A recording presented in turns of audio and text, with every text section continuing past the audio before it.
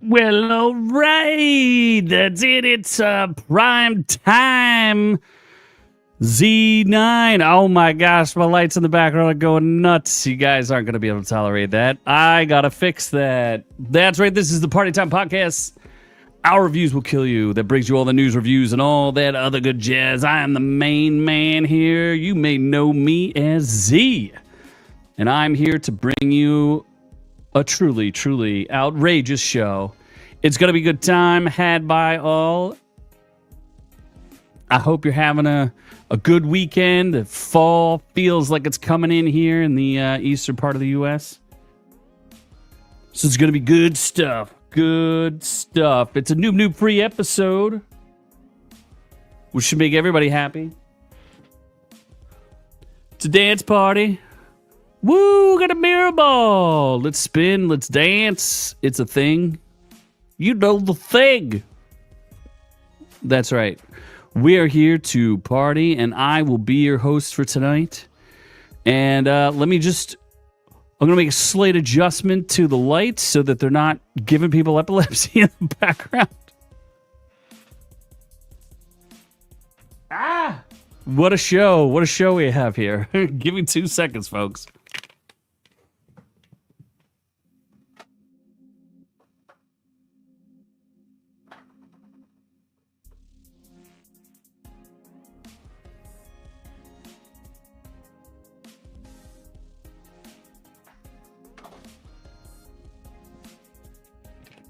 It's always good when a show starts with some silence. Ow, let's go crazy again.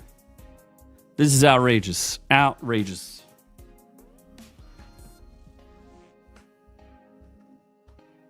All right, we'll just keep them off for now because that might drive people crazy. I don't understand it.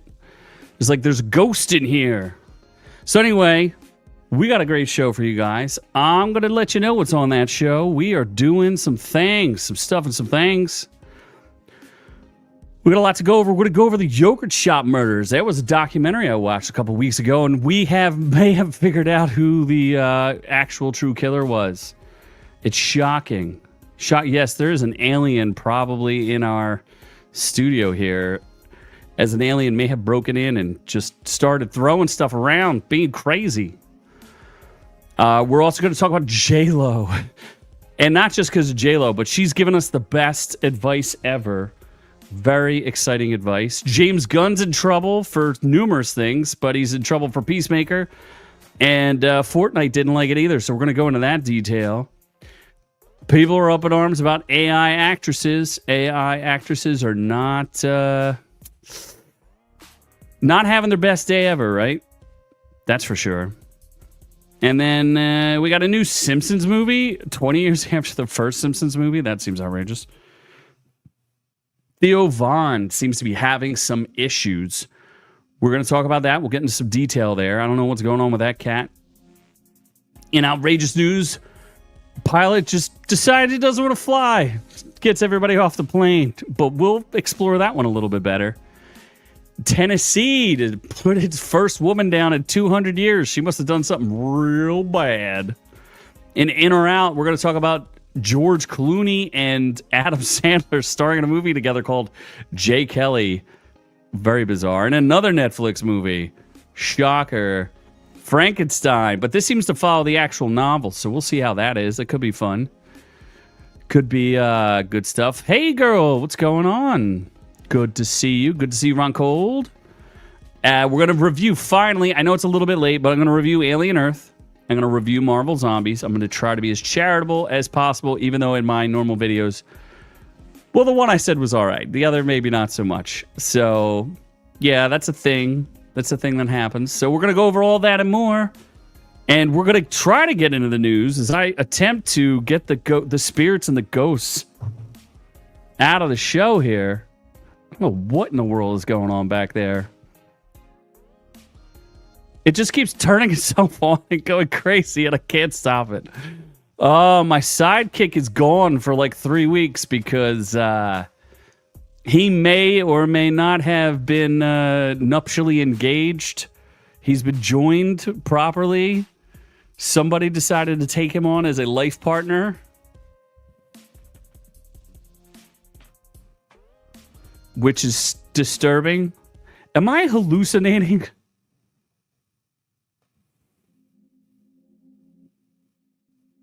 I think I'm hallucinating because it doesn't look like it's going off to me. But when I see my camera, the lights are definitely going off. I have no idea what's going on here. This is the weirdest thing I've ever experienced. Congratulations to that nut job.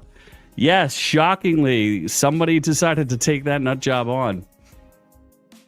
It's outrageous to me. So let's get on to the news. I swear I'm going to try to fix this thing here. But we'll move on to the news. Yes.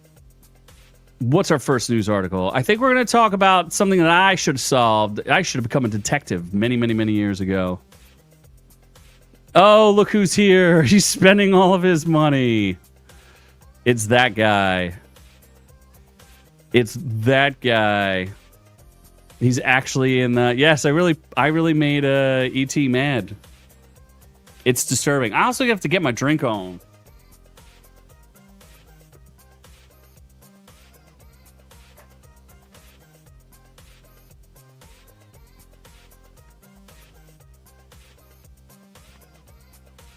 Okay, I think I finally solved our problems. And now we can start... This is... How could it possibly be AI generated if I can't even control the demons in my... in this studio that I happen to reside in at the moment. So let's get the show on the road.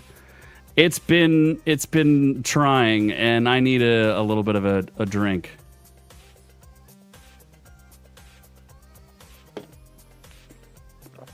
What if I told you he married himself because he's his only true love? Or maybe there was some sort of financial incentive involved in the wedding. How would you guys feel about that? What if I told you that Noob Noob was a rent-a-bride that could easily be paid off? Wouldn't that be exciting? I think I'd be excited. 1-800 buy a Noob Noob. Ridiculous.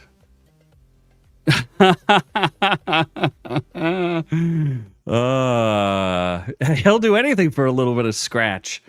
Just say the word. Look at this. Just say the word and he'll leave. Oh my God. So anyway, let's talk a little bit about the yogurt shop murders. For those of you who weren't aware, in Austin, back in like the 1990s, 70s, 1991, 34 years ago, Austin had a crazy murder of 4 teenage girls in a yogurt shop. And not only were they murdered and like bound and bad things happened to them, but they torched the whole yogurt shop. Well, the crazy part of it is they blamed some local youths who were very angry. And those local yokels got put on death row. There were 4 guys who got accused of it. And of the 4, 2 of them confessed to it for some reason. Although I would argue that they were coerced confessions. So the other 2 guys didn't confess, and they got let go because the only thing holding them back was the confession. So 2 of them got put on death row. They spent 9 years on death row, and then what you have is DNA evidence, and the DNA evidence included a 5th person. Well, they were only going to convict 4 people, and now there's a 5th person, and that DNA did not match anybody who was even connected to the crime whatsoever. So it all ends up getting crazy, and now new evidence comes to light, and the new evidence connects it to something. It gets even crazier. So these local men have been exonerated. Frozen cocktails on the beach. He'll be back in 2 weeks. So you're going for 4 weeks? Even better. You know what? Take an extra week off while you're at it. It's Diddy Noob from now on. He's the new Diddy. It's the Noob Diddy. So anyway, these guys, they get released from death row, and nobody's been able to solve the murder. Nobody knows what's going on. Well, according to the authorities now, the likely suspect is Robert Eugene Brashers, who is a serial killer who was haunting. He was working, all over this area. He actually died in a self-inflicted gunshot wound in 1999 after a standoff in Missouri. They claim he committed at least 7 murders and never faced trial for any of his crimes, but they are linking him due to DNA technology, which is crazy. It's so in December 6th, 1991, firefighters were battling a blaze at I Can't Believe It's Yogurt. I remember there was a place called TCBY, the country's best yogurt, right? They found these 4 girls, right, which is terrible. It's 17 to 13-year-olds. And, I don't want to give all the details to it, but the part that's wild is if they connect it to this guy. People have been waiting for 34 years to figure this out. And they did have an unidentified DNA evidence, but now they finally got it, and they think they're pinning it on this crazy serial killer. So when I first watched the show and I watched all the evidence, I was like, this guy, whoever committed this atrocity, this is not his first rodeo, and it's not some random kids on the street who did this. It's not some creek people who hang out and smoke dope. This was a professional who knew what he was doing and saw an opportunity to take advantage of these poor girls when he probably saw there was 4 young girls in a shop and was like, oh, this looks like something I can do some dirty deeds with. And then and the police were just stumped. They had no idea what was going on. But yeah, I had a very strong feeling that this was not somebody local. It was somebody going through town and like a drifter.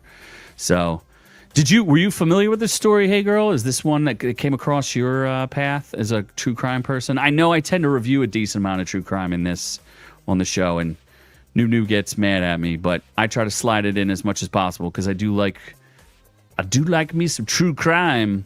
In this case, it's just so crazy that after they just released the documentary, and I hope the documentary spurred some people into doing something and got them actually interested in this, because it's just shocking to me. It's interesting how it kind of fell to the wayside, and they're like, we'll never forget. In fact, in that Austin Police Department, they have the pictures of the girls up on the walls, and they also have like a mock-up of the crime scene there, like enshrined, because they were never able to solve this case.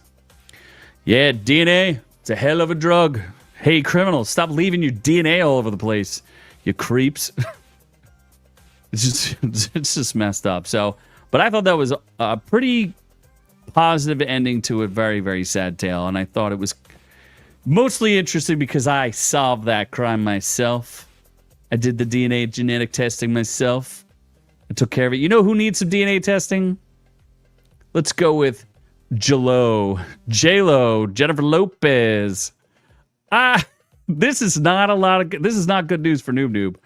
Jennifer Lopez's advice to all of us is that her divorce to Ben Affleck was the best thing that ever happened to her. Which divorce? Didn't they get divorced twice? Isn't that man some kind of homewrecker? He's been married like 4 or 5 times or something. Like, what is up with this dude? She was getting interviewed. First of all, I would say just shut up about it. Don't talk about it. But she did, in fact, on CBS Morning, tell everyone that her 2024 split was the best thing that ever happened to me. I don't know that seems super true, but she says it was the best of times. It was the worst of times. I don't know. Yeah, weren't they married the first time from that Jiggly movie that no one remembers but everybody hates? Oh, I definitely agree. Ben Affleck did her dirty because he's a dirty bird. I wouldn't trust that man near an attractive palm tree, let alone a woman. He is not to be trusted. He did our girl Ana de Armas dirty. And now she's going to get done dirty by Tom Cruise, which is even worse. I don't know which is worse, Tom Cruise or Ben Affleck, but they're both on my not nice list. It is money. I'm pretty sure she insured that booty for like several $1,000,000. I don't know why she doesn't really explain why getting divorced is awesome. Oh, that's right. She's a mom of 2. Good gravy. Yeah. Oh, what's this Kiss of the Spider Woman? Oh, it's all about promoting her stupid movie. She's basically like, yeah, this is so great because I wouldn't have done this new movie I'm promoting if I hadn't gotten divorced. Kiss of the Spider Woman never would have happened if I didn't get, the role of a lifetime. Oh, it's so ridiculous. What these people won't show themselves out for is outrageous. It's a Tony Award-winning musical, which is based on Manuel Puig's 1976 novel. Is this a... Oh, come on. And Diego Luna's in this? Come on, man. Come on, man. It's a little weird to me, too, that I'm just going to point this out, that... Whatever. I'm not going to make that point. It just strikes me as odd who they get to play who that plays Latin characters. Like, everybody in South America is just generically interchangeable. It doesn't matter if you're Honduran or if you're Peruvian, or Argentinian. You're all just interchangeable, which is ridiculous, even though they speak several different dialects and languages. It's like saying a Frenchman can play a German, which doesn't seem like a good idea, or an Italian can play a Norwegian, right? J-Lo, talent is not the word I would use for her. That is true. I would not say she is talented. What are you going to do? I don't know. I don't have anything good or bad to say about her. She's just... I thought it was funny that she was saying that getting divorced from Ben Affleck was the best thing that ever happened to her.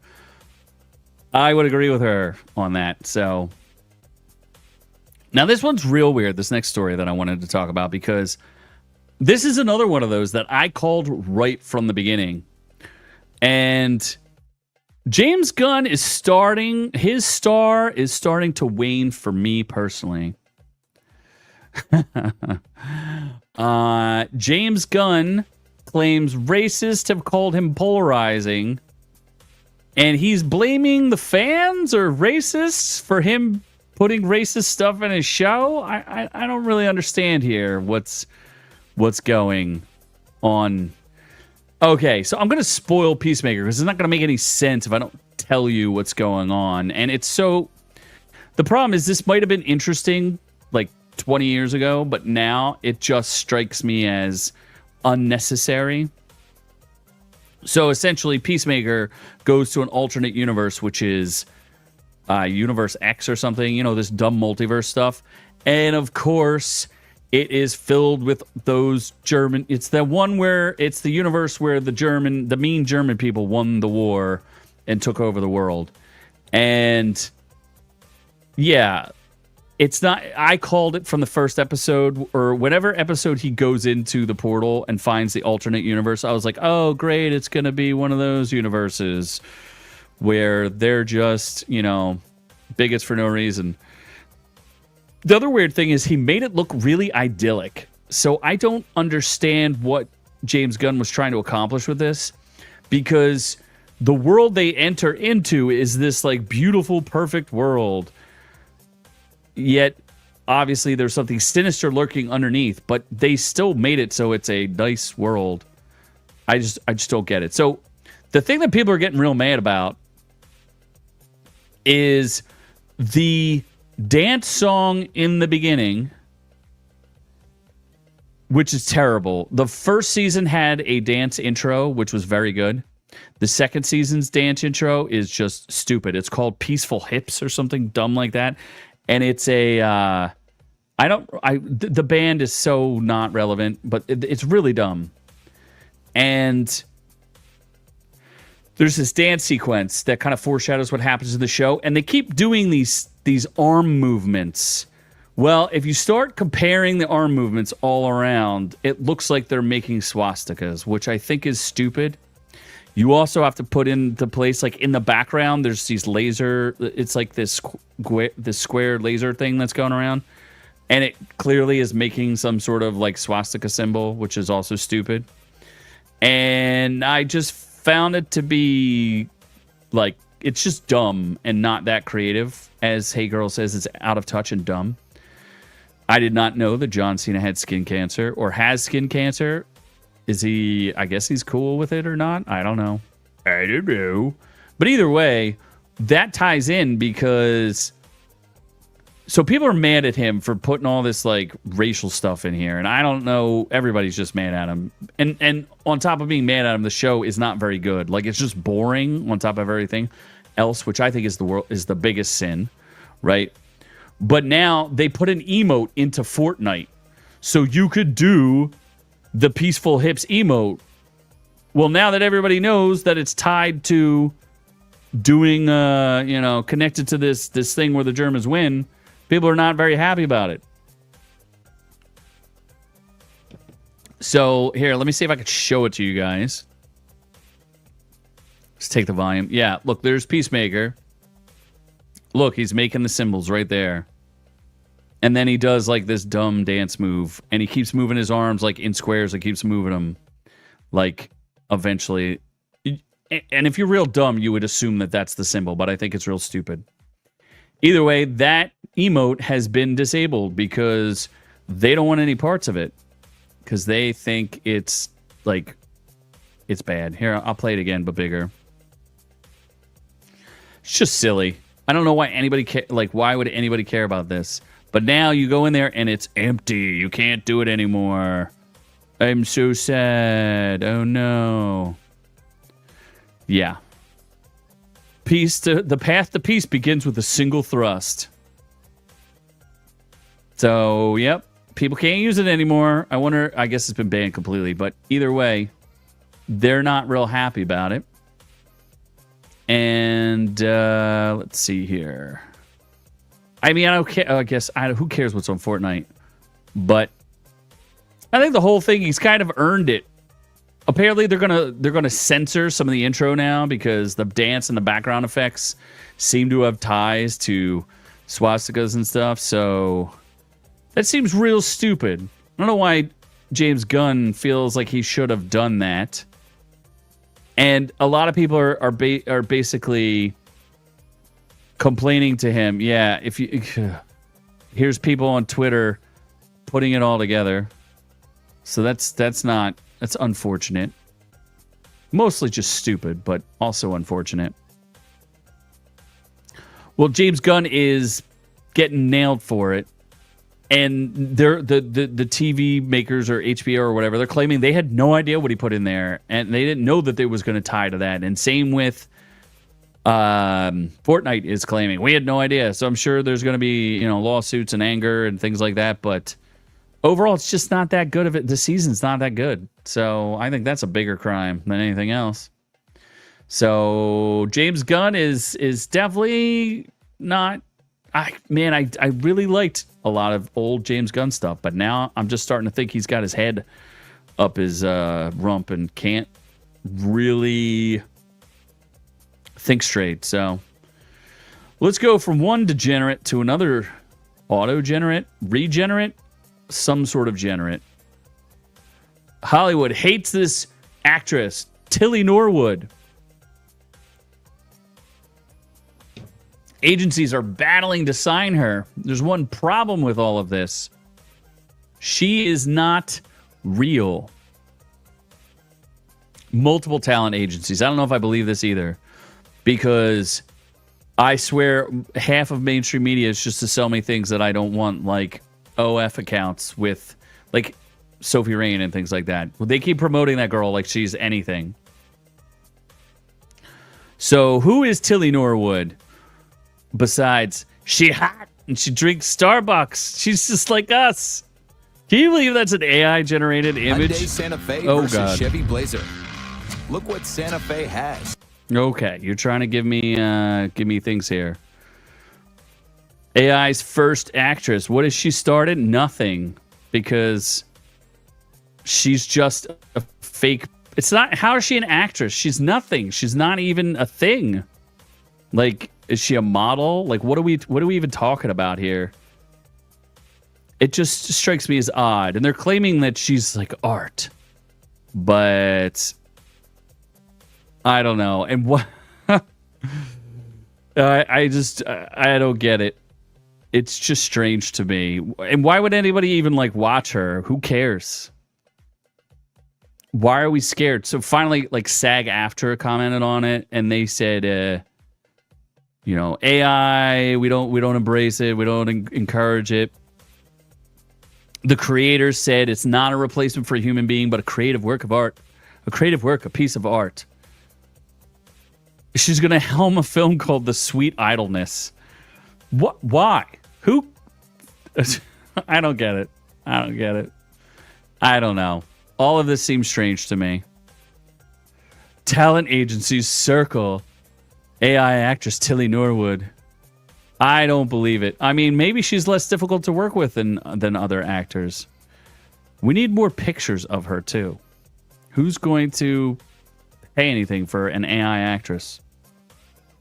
Let's see. Hollywood fuming. They all have the same story, but they don't actually talk about it. But a whole bunch of sort of actors complain about this. No mainstream actors complained. But whatever. She looks different in every picture anyway. How am I supposed to assume she's an actress of anything if she's not the same? Who created her, and does she belong to some studio? Well, no. She belongs to... That's why I guess they're trying to sign her. Because she belongs to the person who programmed her, I suppose. Let's see. There's some artist created by Aline van der Velden, the founder of AI startup Particle 6, which says it creates digital content for film and TV. Yeah. So in a recent post, AI Tilly bragged that in 20 seconds, I fought monsters, fled explosions, sold you a car, and nearly won an Oscar, all in a day's work. Literally. Find yourself an actress who could do it all. AI actress. What? Oh, Sophie Turner, finally. She commented, because we care what she says. She doesn't even act. She can't act. In fact, can we replace her? She was supposed to play Lara Croft in Tomb Raider. Can we replace her with an AI actress? AI is going to kill Hollywood, I suspect. And people will be searching for genuine interaction and content that is not crazy. Like, people are going to look for something genuine because humans still have a really good way of detecting things that are not legitimately real. So I think as long as the uncanny valley works for us, we'll still survive. But what's the point of movies anymore if you're just going to have fake people do it? And again, people were like, oh, CGI is going to destroy... I mean, CGI did destroy practical effects, so it's probably going to destroy movies. So what am I to say? Speaking of things that are probably AI generated at this point, I'm going to say that the new Simpsons film is going to be 100% AI generated because there's no way. I barely even knew the Simpsons still existed. I think the Simpsons is on like 40 years of... Like, what? How? How is Matt Groening still alive? It's set 20 years after the original movie. If you ask me, what is the original movie about? The original Simpsons movie? I think it's where they put a giant dome and Kiefer Sutherland was in it? Maybe they put a giant dome over Springfield? Is that what the Simpsons movie was about? I don't really remember. Homer's coming back for seconds. That's the... There you go. In theaters, 7/23/2027. Why does it take you so long to make this? Especially if you're just going to use AI to make it. The series premiered in 1989 and launched its 37th season on Sunday. Bro, how much more money do you have to make? Like, just put them out to pasture. Take them out behind the shed and old yeller them. This is just... It's too much. I do recall The Simpsons premiering on the Tracy Ullman Show.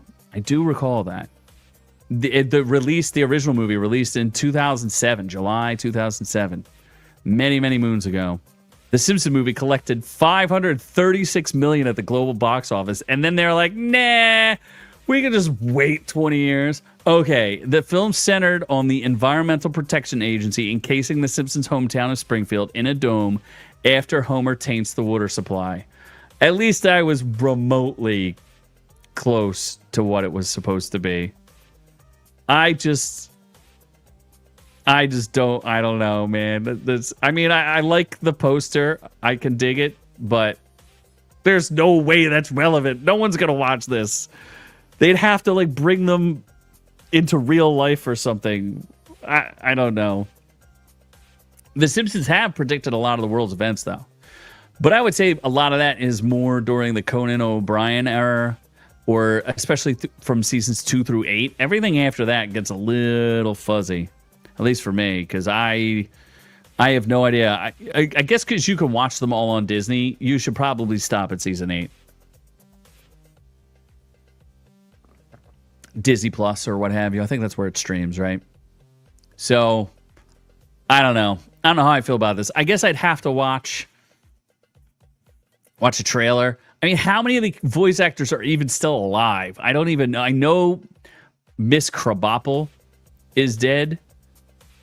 I feel like someone else is dead. And the problem with The Simpsons is so many people do so many voices. Like, several actors do several voices, except for Lisa only does one voice, and Bart might do like 2 voices, but Harry Shearer does a bunch of them, and so all the other main actors do several voices. So I don't know. That's just outrageous to me. Speaking of which, let's talk a little bit about a comedian who I am confused about. Theo Von, strange cat to me. I like him on paper. I think he's kind of amusing. I think he got a little out of hand at one point because he accused somebody of stealing a bit from him, which is not the most original idea I've ever heard of in my life. There was a bit where he talked about somebody, I guess, like carving a wooden shirt for their kid. So they would like go to school in a wooden shirt or something like that, and then somebody else supposedly stole that joke, Little Dicky or something, or somebody. And it's not the most original joke in the world, so I didn't find it to be that interesting. So, either way, the other thing that's weird to me about Theo Von is apparently, just like Tom Segura's wife, he was on Real World or Road Rules or something like that. Which strikes me as odd that you came from MTV back when, like MTV, the fall of one of the craziest channels of all time, where it was only music videos to then only reality TV to only nothing. I don't even know. Is there anything on there at all? Oh, look, Noob came back on. So Theo Von, strange cat. Okay comic, but apparently he was filming his Netflix show and just bombed. Everybody came out and just said this dude like bombed so hard they'd never seen anything like it. And apparently, I guess he had made some comments. Theo Von, here, breaking. This is from, I don't know who this guy is, but Theo Von has his fans worried after his safety after he reportedly bombed his show, bombed in the sense like he had a bad show, not like blew it up or anything, organized by Netflix at the Beacon Theater in New York, and ended his set by claiming he is trying to prevent himself from axing himself. Here, let's see what he had to say. I don't know what to tell you about that, man. I'm having a long month. I'm trying not to take my own life. What? Hold on. He really did say that. I don't know what to tell you about that, man. I'm having a long month. I'm trying not to take my own life. What in the world? It doesn't sound like a joke. Then he came on his podcast this past weekend with Theo Von to clarify his statement. I remember when he was on the Sting and the King. Is that what it was? When he was on with Brendan Schaub? How far he's risen. He got to interview presidents and all sorts of famous people. To clarify his statement, he explained that his comments were not meant to be taken seriously. He would never do anything to harm himself. He admitted that his show had some rough patches, and some audience members left before it concluded. That's crazy. Let's see what. And there's people that would think like, oh, well, he failed, or who want to write up something that says he failed, or make a meme. I saw one thing. It said, bombs Netflix or whatever, taping or whatever. Awesome. Thank you, dude. But homie, I was fucking in that bitch, cuz. You should have seen me, dog. You should have seen me. I don't know what he's talking about here. That sounds a little out there. Strange. People said this bombed. It wasn't great. I didn't love it. Some people love the show. I don't know. I don't know what to make out of that. I hope the guy just buckles down. You know, maybe he had a couple bad sets. Normally when they record these things, when they do these specials, most people do multiple shows.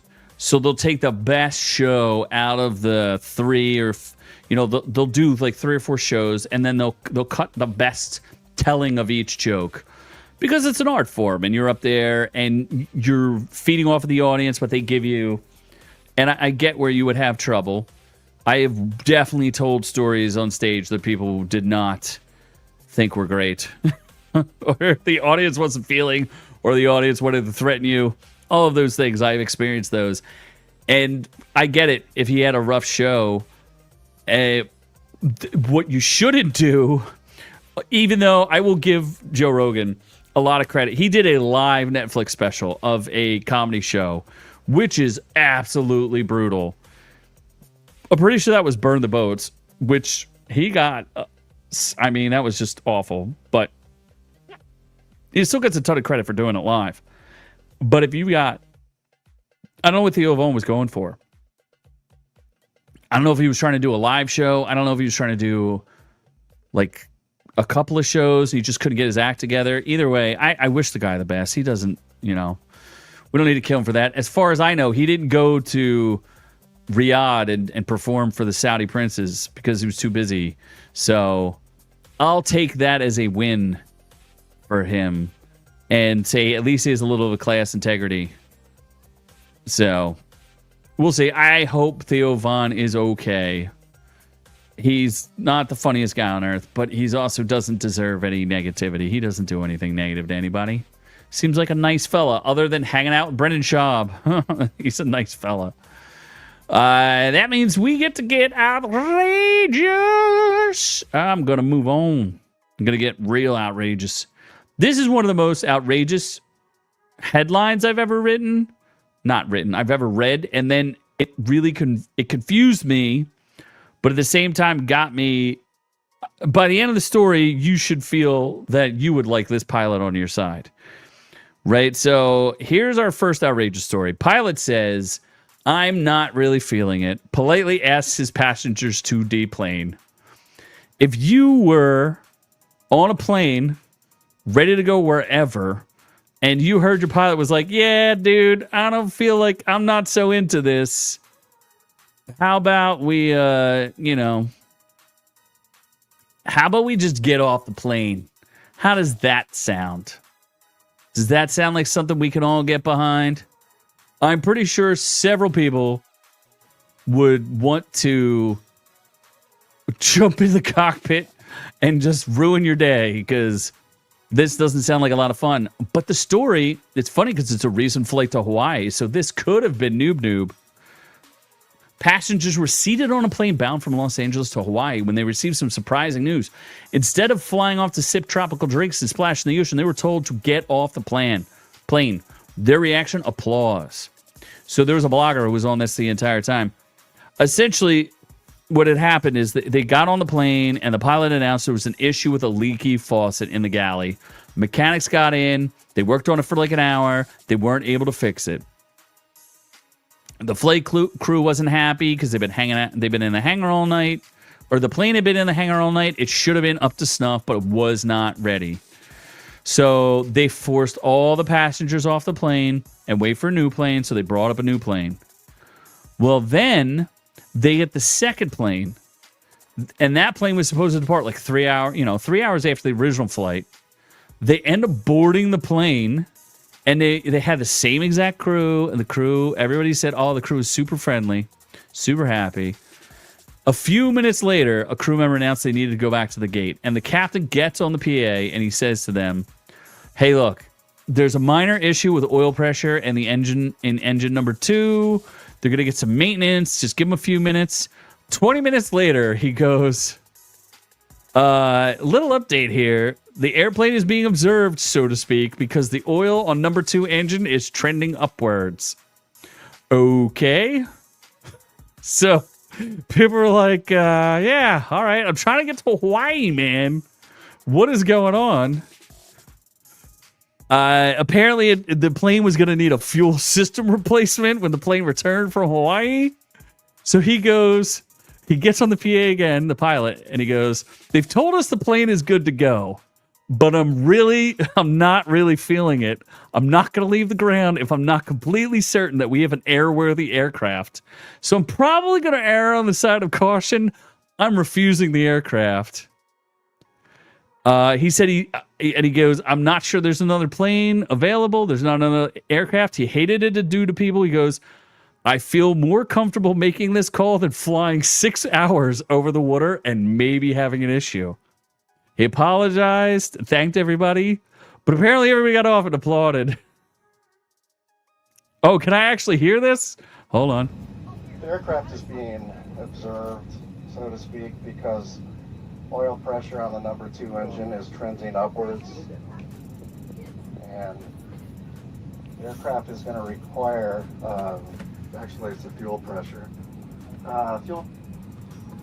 fuel system filter replacement when the aircraft gets This is wild. Hawaii.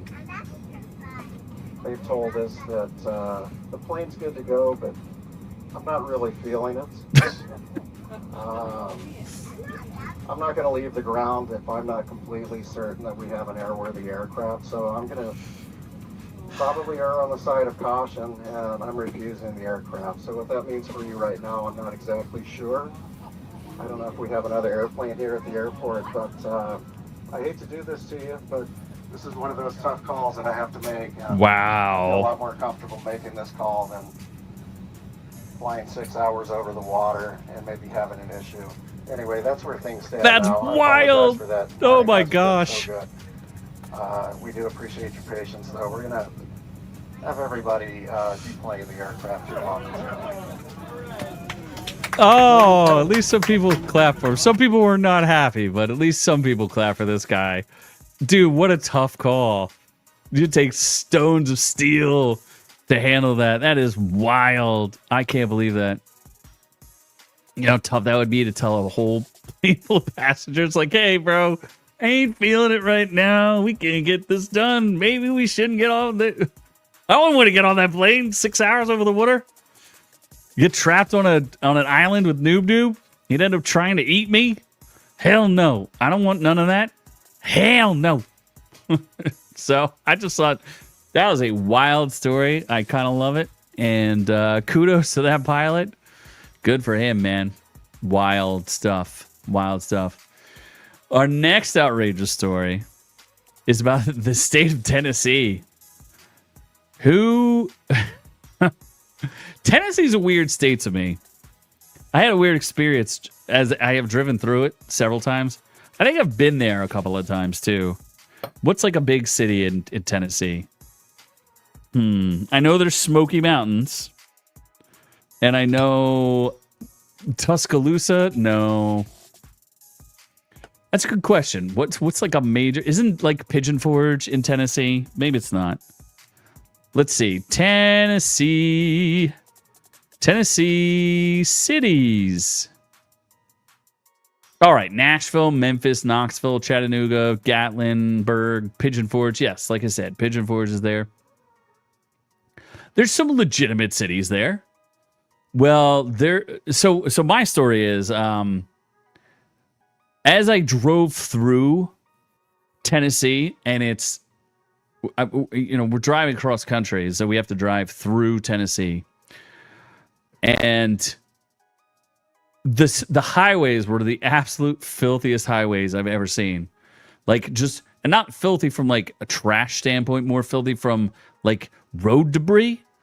Just like busted tires everywhere. I have never seen so many blown out tires in my entire life. Like just pieces of tires, which is crazy, right? It's like, where's your prison gangs? Can we not get some prisoners to clean up these highways? What are we doing here, folks? Gulags for everyone. So as we're driving through, of course, guess who gets a flat tire?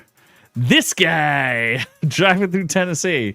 So it's always stuck with me that Tennessee roads are hazardous, but now they're hazardous to women because they're set to execute a woman for the first time in 200 years. Now, maybe I don't blame them, though. The only woman on Tennessee's death row has been scheduled for execution more than 30 years after she offed someone 30 years ago. Good gravy. After she brutally killed a teenage romantic rival and showed off a piece of the victim's skull to schoolmates. What?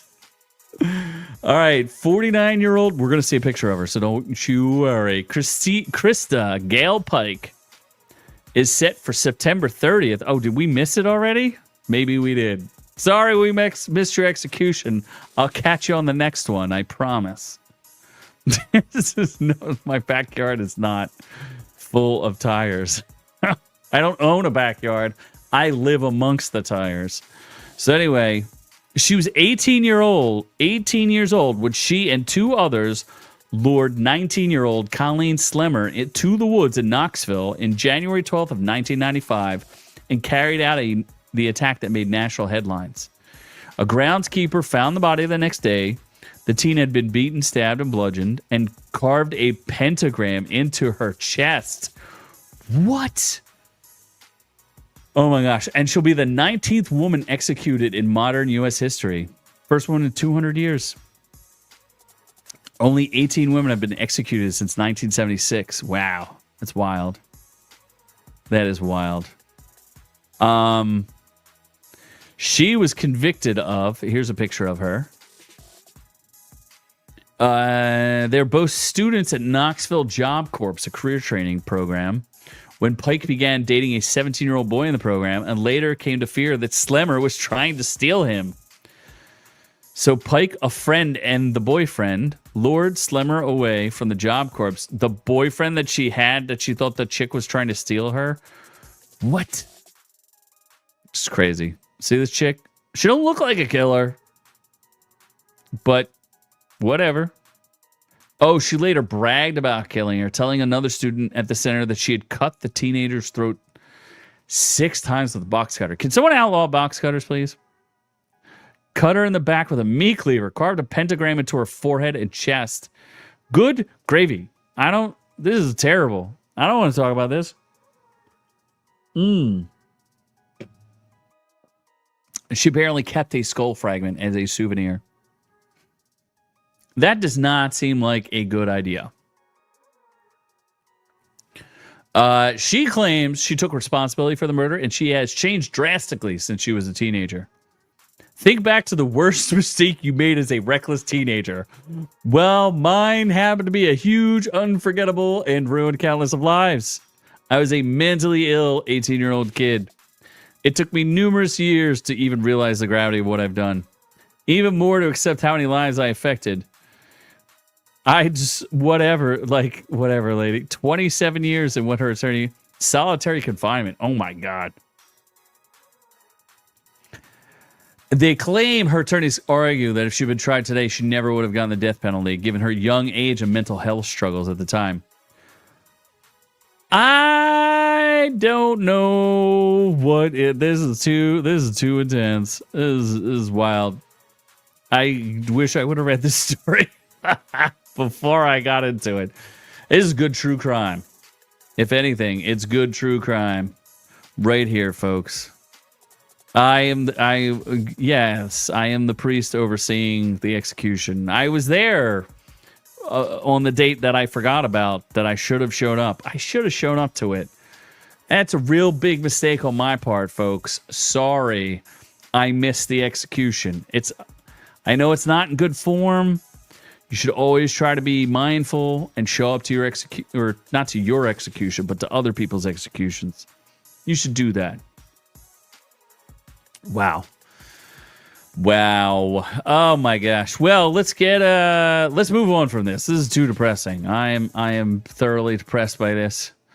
I would like to get in and out.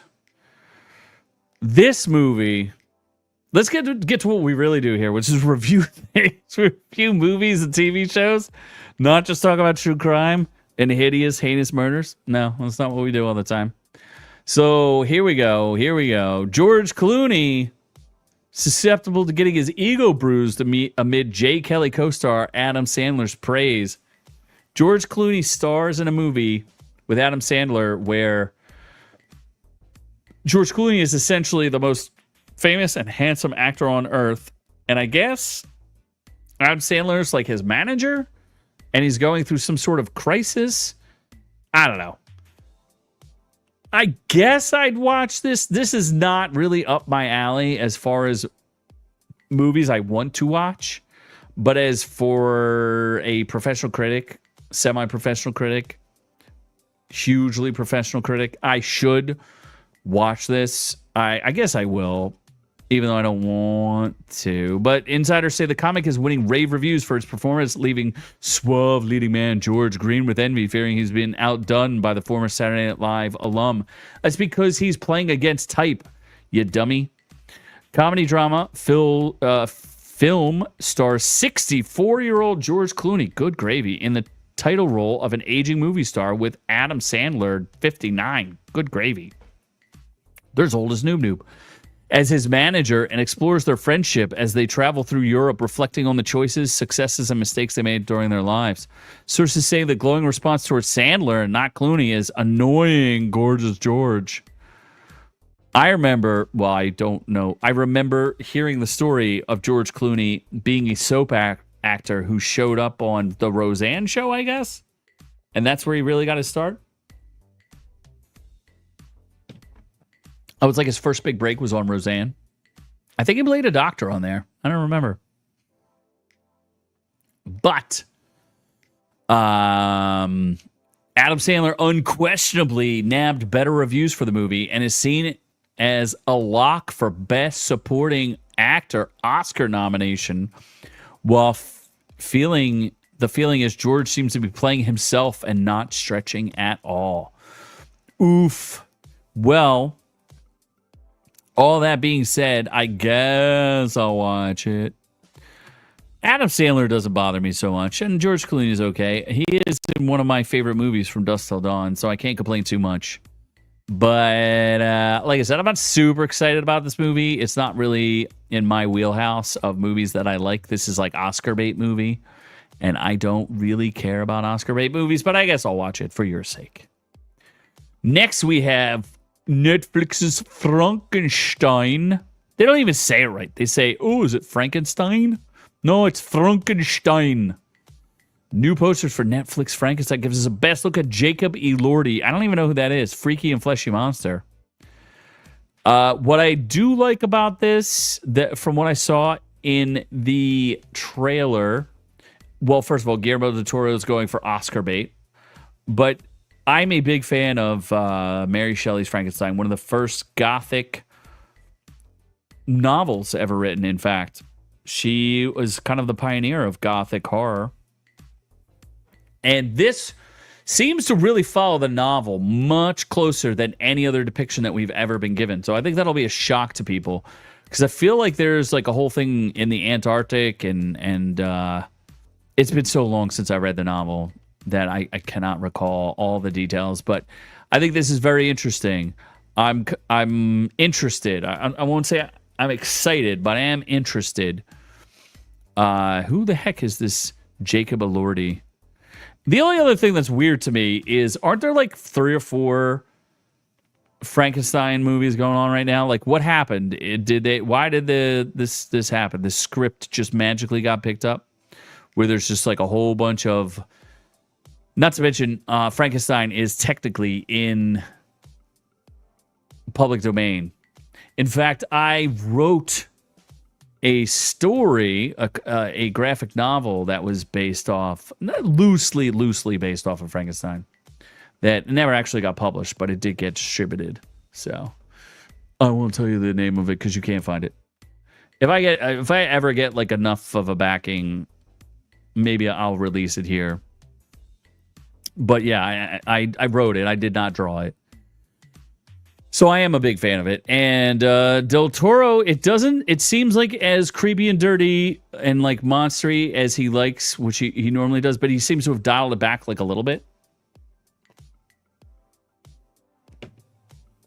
So I think it's cool. I'm interested.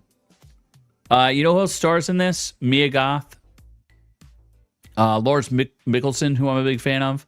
Charles Dance, Ralph Ineson, those are all good actors. And Oscar Isaac, who I like a lot too. So, yeah, Del Toro serves as an adaptation of Mary Shelley's 1818 novel, which follows Dr. Pretorius, Christopher Waltz, who must track down Frankenstein's monster, who believed to have died in a fire 40 years ago. Yeah, it really seems like they're going after the novel, which I think is really cool. So I'm interested. I will check it out. What I find fascinating too is that this is a really good. It's Guillermo del Toro, who I do like. I think he's interesting. He's got some really good things and some kind of mid things, but he's always creative. He did a retelling of Pinocchio that was in stop motion that was actually very, very, very good, and really just prove that stop motion is an amazing format to use. And that felt an awful lot like he told the actual Pinocchio story, but it felt so much like a story, like a telling of Frankenstein. So I'm interested to see his take on this. The man needs to lose some weight, needs some Ozempic, but he's extraordinarily creative, very talented. So let's check it out. Let's check it out as we move on to what we all came here for. Reviews. The real question is, if I'm going to do reviews, what am I reviewing first? I guess I'll do Marvel Zombies. Even though people claim that was the bigger hit. And I know, look, you got to remember with this show, when we do reviews, we deliberately do them later. I try to give you guys like a week or two so you can watch them. Like Dark Wolf just ended this past week, so I'm going to review it now. I want to give you time so that you can see it. I'm not trying to jump ahead of the reviews to spoil it for you. I want to get into a conversation. I prefer it that way, so that way you had time to sit on it and think about it, see if it still resonates with you. Or like I'm going to review Naked Gun, and I'm going to review Terminalist Dark Wolf, and what else I'm going to review next week? I'm not sure. Maybe Dan to Dan. So things that have not been out for a long time, but have been out long enough, like a week or two, so that you get to process it, and we can have a real dialogue, and get into the nuts and bolts of this. But we're going to talk Marvel Zombies. What is really hilarious about Marvel Zombies is it's based on a what if that happened a couple years back, and apparently it's been a sleeper hit. A lot of people like this, and I think they'll like it for the wrong reasons, but I like it for the right reason. What I found fascinating about this is they talk to the Elizabeth Olsen, who plays the Scarlet Witch, and they're like, "Oh, what do you think about the fact that the Scarlet Witch came back and blah blah blah, and how do you feel about playing the character?" And she's like, "The what now?" She said she recorded the lines in 2021, I guess back in COVID, and she never even left her house when she recorded them. And she goes, "I don't remember anything that I did with this. In fact, I'd have to go back and watch it because I don't even remember it. I don't remember anything about it." And Scarlet Witch does play a critical role in this. Essentially, well, let's first look at the tomato scores. 64% on the critic side, 72% on the audience side. So they liked it a little bit more than the critics. A new generation of Marvel heroes battle against an ever-spreading zombie scourge. Here's what I liked about it. is that all of the new woke or like really lame, weak Marvel superheroes were in it, and they all died. So here's the spoilers. Who's who? Okay, so it's really the story of Aman Vellani, who I do genuinely like as Miss Marvel. I don't like the character of Miss Marvel. I think they've actually done a better job with Miss Marvel in Marvel Universe than they did in the comic books. In the comic books, she's kind of like Reed Richards, where she's stretchy and she has like big hands, which just leads to a lot of weird jokes about a young girl with big hands. You know, she's got that kung fu grip. But that being said, they gave her light powers where she can... They didn't do a good job of exploring it in the series because the series wasn't that great. But she's extraordinarily creative, and she has this bangle that gives her the power to manipulate light in a certain way. So what you'll see often, she has like these gloves on her hands, like crystal, like light construct gloves. Think of the Green Lantern, but less like, oh, I want to make a catcher's mitt, or I want to make a tank and use it by my will strength. And this is more crude, not as refined, and she could just kind of create constructs. So when she wants to run across rooftops, unlike Spider-Man, who could just swing through the rooftops, she will literally create steps for herself that she runs across, which I think is actually kind of cool. I like that. It's not quite like Iceman, but it's similar. So she had her own little thing going on here. She's essentially the star, and she's teamed up with Riri Williams and Kate Bishop. And they both die as they retrieve a MacGuffin. A MacGuffin is a Alfred Hitchcock term that was coined back way when. It's basically just a plot device. In fact, I'm watching Naked Gun, and they break into a bank, and the thing they steal is the plot device. A plot device is just, that's what a MacGuffin is. It's a thing that moves the plot forward. So they get this plot device, and they all die. They eventually meet a whole slew of characters, like Simu Liu's in this, and... well, there's some guy who plays Blade, which is kind of weird. Aquafina, David Harbour, Randall Park, Florence Pugh. They're all reprising the roles. Haley Steinfeld, Dominique Thorne. It's all pretty interesting. And the best part is they all die. And the end is extremely bleak and terrifying. And there's a whole thing with the Hulk. Like, it... I kind of liked it. Spider-Man's in it. He has a good role in it. So I recommend it, especially if you like to see. It's definitely like TVMA for sure. There's a lot of violence in this, so it is not recommended for kids at all. I'd give it a 72. It's weird. Like, am I giving it a score because of they kill a bunch of woke people? I'd give it like a C plus. So if they have it at 79, what do they have it at? They gave it the fans gave it a 72%. I'm going to be a little bit generous. I'm going to give it a 78. So as you may or may not know, I have watched every single thing that Marvel's ever released in the past, I don't know, 10 years plus 15 years, whatever it's been since the first Iron Man. Granted, I don't think I saw the first Iron Man in theaters or anything like that, or even the Hulk. I don't those movies back in 2006 or so. I don't think I watched either of those in theaters, but I did watch them subsequently, and I've seen all of everything Disney Plus has ever released. Echo, all of it. I reviewed all of it, and this is just part of that because I will watch everything Marvel just to make sure that you guys get a review on it. This was not bad. I think I said in my review, I did a whole video on this. This is the best thing they've made in 5 years. So you might as well check it out. Oh, that's right. My favorite part is Captain Marvel. Supreme being that is Captain Marvel. She is dead. And I love every second of it. So I recommend it. If you want to give Marvel a shot and you liked What If Season 1, but you hated What If Season 2, but you're like, oh, Marvel Animation's pretty good. I'm kind of into this. You should check it out. You'll like it. And I don't think they did not expect it to be a hit. It was only 4 episodes. They dropped them all in one shot, and they were like, "Oh God, we just got to get past this and throw it out." People liked it, and it resonated with people. And again, I think it's because the story was so bleak. It's really, really bleak story, and yeah, it's kind of interesting. Alien Earth, gosh, what a pickle this one is. I am absolutely stunned at this. I'm a huge Alien fan. I know you can't see it, but back there, I have an Alien Queen Funko Pop.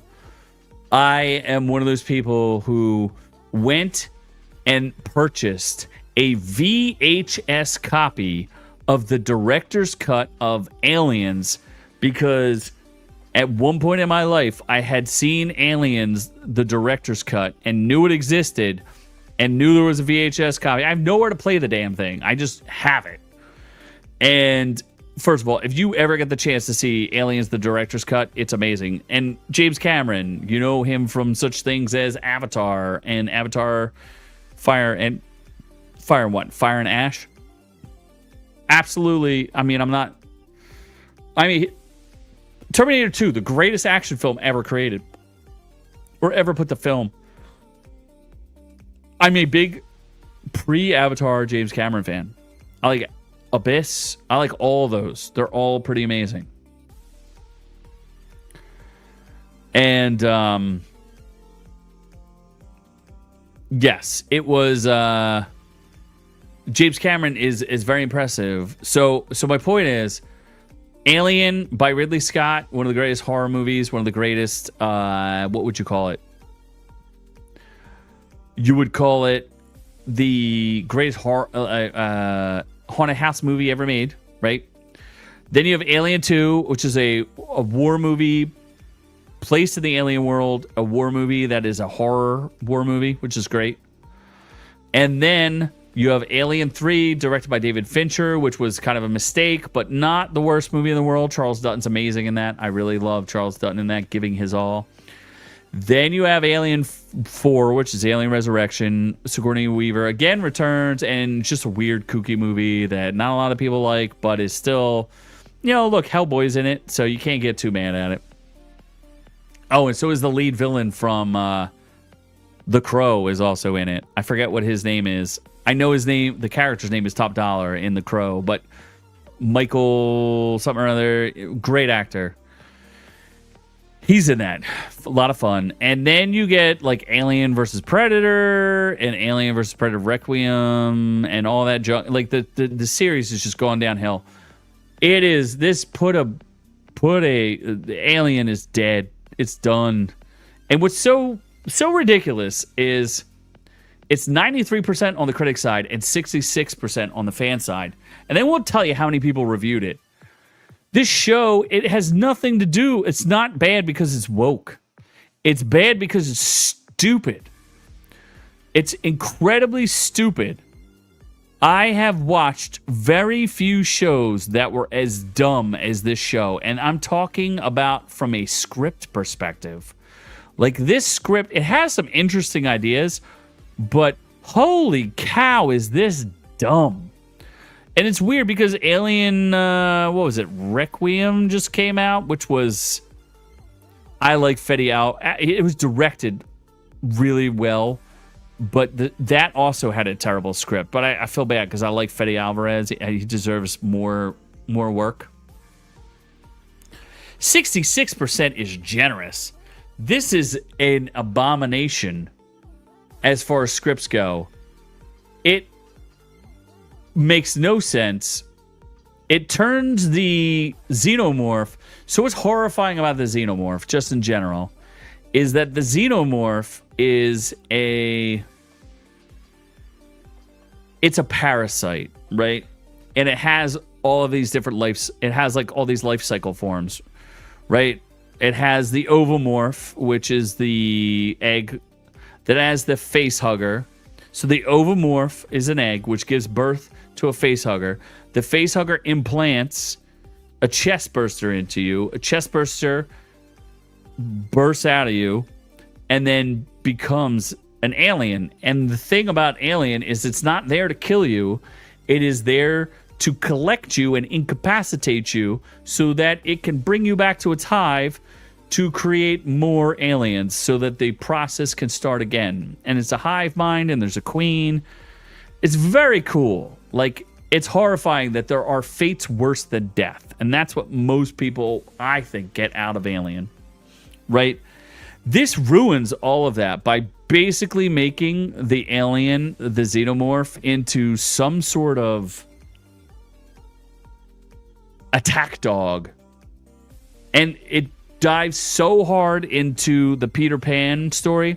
So I guess Peter Pan must be in public domain because these people dive hard into Peter Pan for no reason. So essentially the plot is this takes place. This is a prequel to the original Alien movie, which makes no sense because that would assume that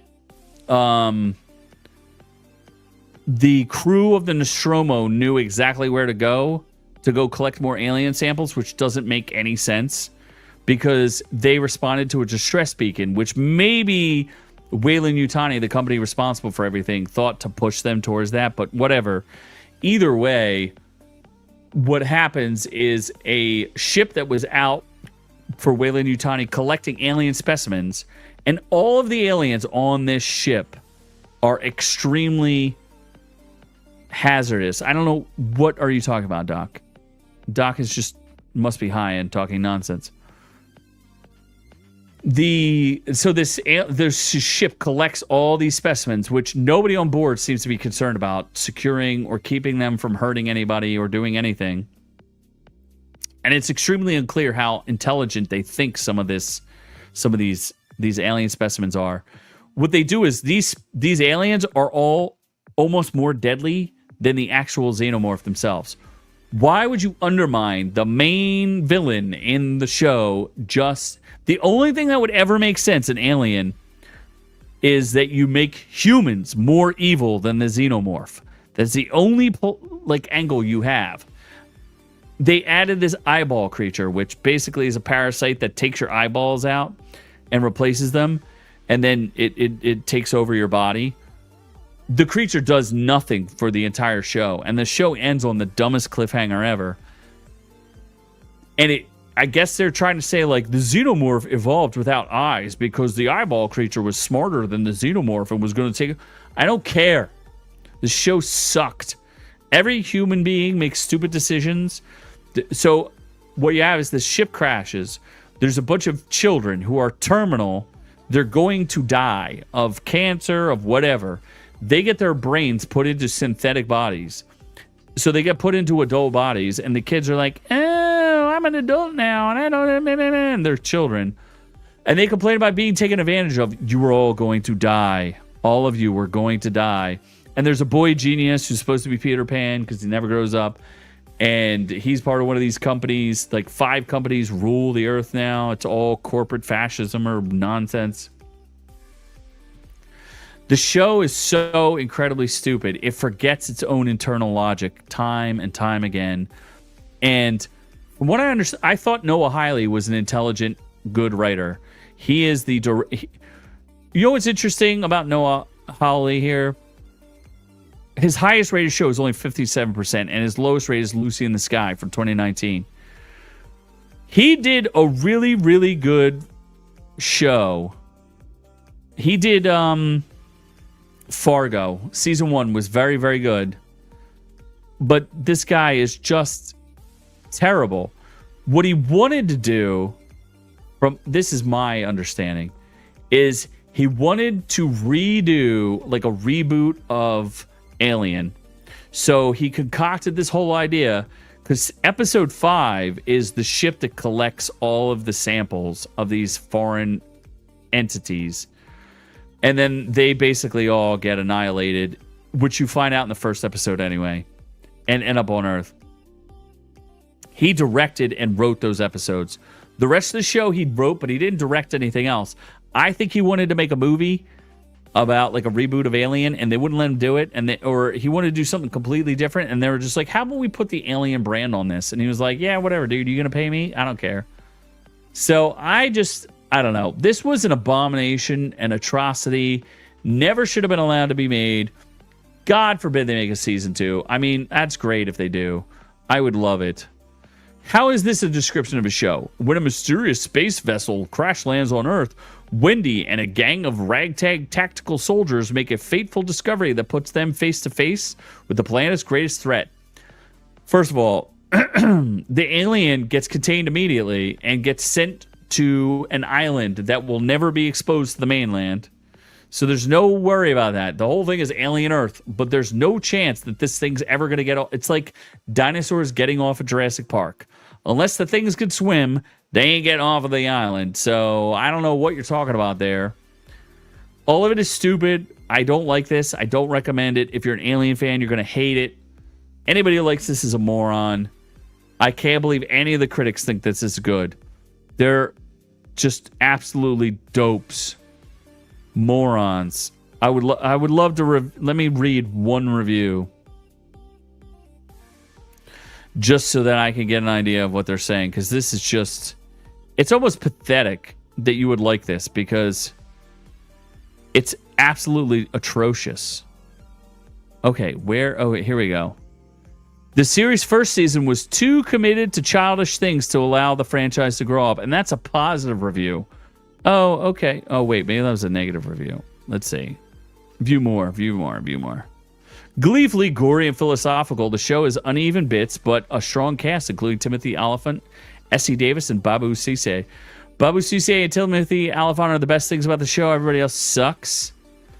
Alien Earth ended up meeting my expectations, managed to tick all the Alien franchise boxes while adding so much more, so long as the cliffhanger ending is followed up on goes down as one of the great... Shut up, moron. This is the most alien thing we've ever seen in the Alien saga since Alien. Shut up. The Alien franchise is finally seeing brighter days. Shut up. It looks like they spent $1 billion on it. I heard they spent $250 million on this. So, good luck. Either way, I don't recommend it. Don't waste your time. Let me watch it for you. Because what I will do is give you the breakdown and do a much better job. You can actually watch all my reviews of the Alien thing. And I also did Marvel Zombies. You could check all those out. Thanks for hanging in there so long, guys. And I know a lot of you have been catching the replays and stuff. So I really appreciate it. I love all you guys. You keep me doing what I'm doing. It's a lot of fun.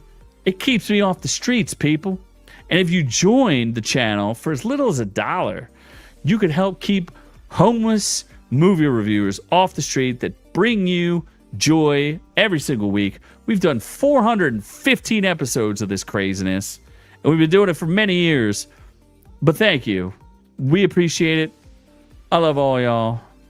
But as always, I'm on to the next one. Catch us on all the socials. Thanks for catching the video. Be sure to join our channel to get the education you deserve. Make sure you check out our shorts, live streams, and catch us on all the socials. Don't forget to like and subscribe.